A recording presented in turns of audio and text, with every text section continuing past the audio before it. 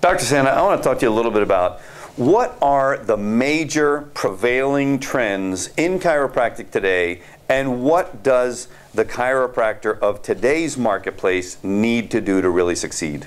Wow, these are transformative times.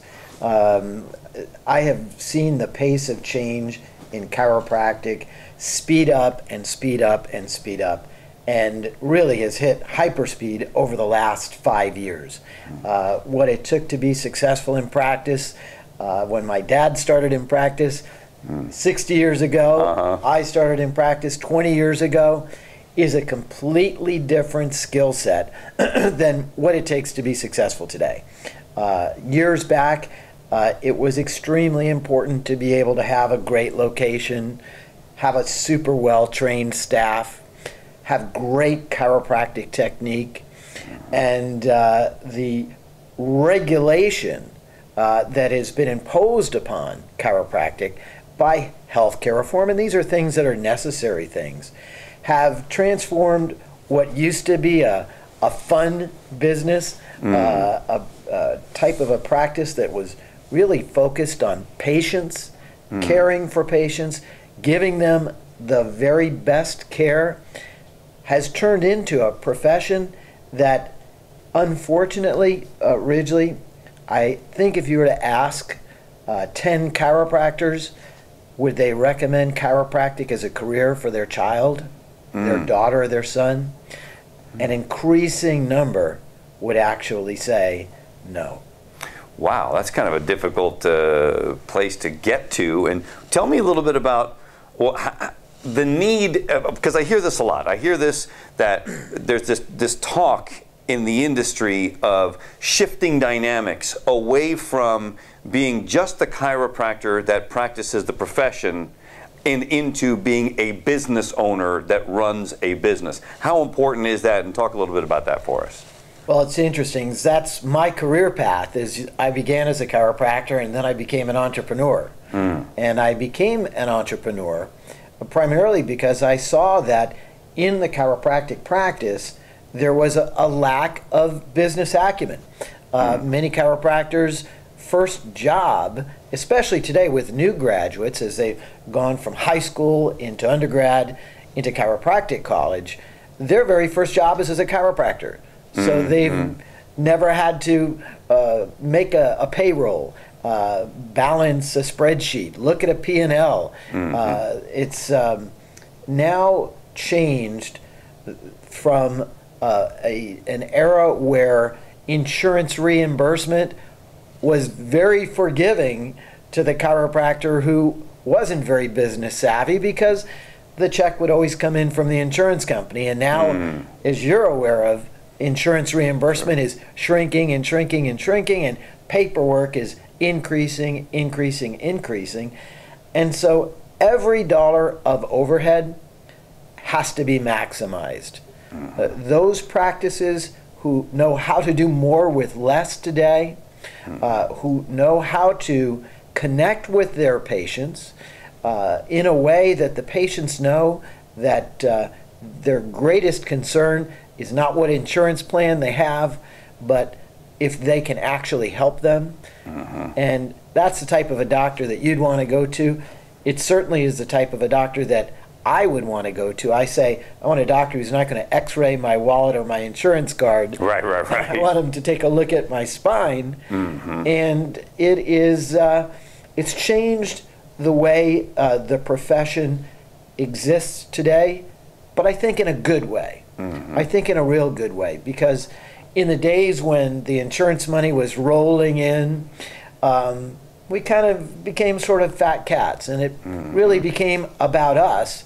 And I don't have to tell you, it's not about the doctor, it's about the patient. Well, and nowadays it seems like patients are also a lot more sophisticated. Patients are very wise about where they spend their health dollars. How has that impacted the chiropractor of today? No doubt about it. When I counsel chiropractors, I let them know that your competition is not the other chiropractor on the next block, because there is a chiropractor on the next block. And in many towns, there's a chiropractor on the block across the street on each side of you and probably behind you. But your true competition is anywhere. And when I say anywhere, I mean anywhere a patient has to choose to spend their discretionary income.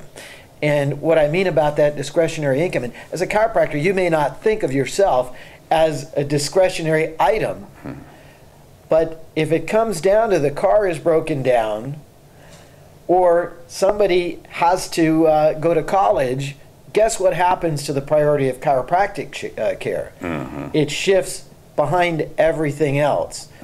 And so in today's day and age, it's very important for you to differentiate yourself in a way that makes your practice stand out the way you would think of maybe one of the finest hotels in your town, or the finest restaurant that you've ever gone to. So not just the next chiropractor or physical therapist or massage therapist, but think about the great experiences that patients have when they go out to dinner, and make sure your practice shines at the level of the Ritz-Carlton. And talk to us a little bit about looking forward, particularly when it comes to this new amazing tool called the internet that everybody is on. What do you see are the future trends for chiropractic, and especially what should the chiropractor pay attention to in order to thrive going forward? Future trends in the internet, in our profession, it's now the first place that a patient is going to learn about you. It's the first place that a patient's going to, before it was your reception area and you wanted to have a beautifully decorated reception area, well, guess where your reception area is? It's online. Right. and by the way, it's filled with other patients who've been to see you before talking about you. Right. So the component of social is huge, We've seen social move from Facebook and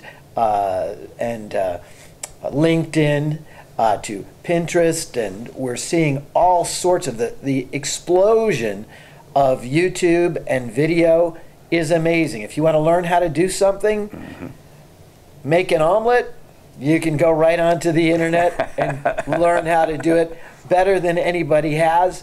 It's the same thing with choosing a chiropractor.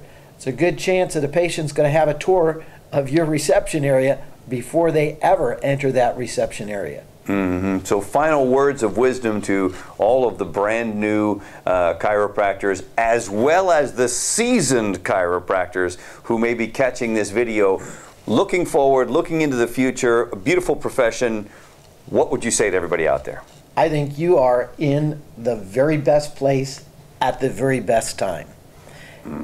The internet ship has left the dock, but the time for you to be able to master that ship is right now. The tools that are accessible to the chiropractor in practice today to get the word out about chiropractic, to get the word out about their unique selling point for their own practice, are greater than they have ever been before. So my advice would be, don't let the ship sail without you. Very, very good advice, and thank you so much. Thank you, Richie.